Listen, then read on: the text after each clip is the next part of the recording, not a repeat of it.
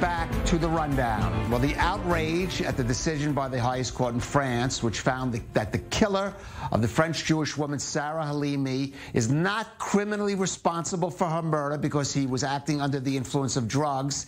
Well, the outrage has not been limited to France, but has also spurred international criticism.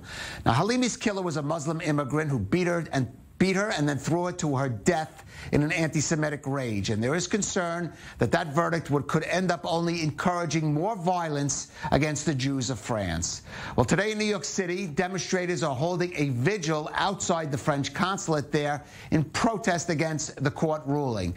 And our senior U.S. correspondent, Mike Wagenheim, is on the scene. And Mike, what are you hearing from the protesters there? And has there been any kind of response from the French consulate?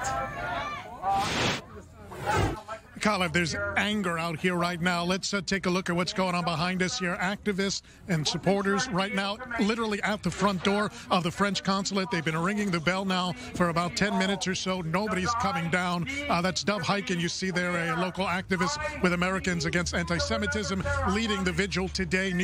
Former New York Governor David Paterson also in attendance here. There is anger. There's been chanting, anger at the French government, anger at this decision, anger that nothing's being done right now. And they're continuing to try to get somebody from the French consulate to come down and talk to them about the situation. We spoke before the rally with Dov Hikind. He told us it's not an option right now not to speak out at an injustice like this. Let's give a listen to what Dov Hikind told us earlier today. Everybody, every person who cares about decency and cares about our society needs to speak out about this travesty of justice in France. How could this happen?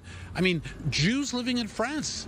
I mean, it's open season on Jews, before you murder a Jew, God forbid, smoke a marijuana.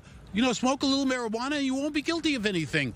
Isn't that the message? And it is clearly so. It's hard to believe. Also in attendance today, Kalev, is Curtis Sliwa. He's the head of the Guardian Angels. He's also running for mayor here in New York City. He says he was in Israel during the Second Intifada when the Intifada was happening, and French Moroccans were immigrating during the Intifada. He said he spoke with them. Why now? Why would you come now when it's such a great danger? They said even then they felt they were in more danger in Paris than they were in Jerusalem at that particular time. He said not much, unfortunately, has changed in France. Let's give a listen to Curtis Sliwa.